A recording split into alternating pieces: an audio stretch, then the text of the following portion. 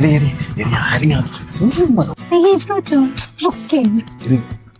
ആരും കാണത്തില്ല, ആരുമില്ല, ആരുമില്ല, ഒരു മനുഷ്യരില്ല.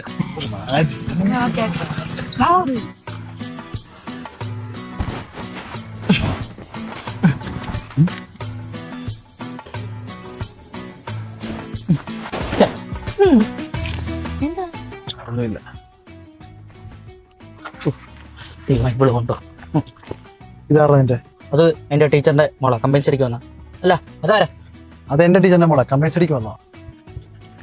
ഇത് നിങ്ങളുടെ ആരാ? ഇതെന്റെ ഇങ്ങോട്ട് വാടാ.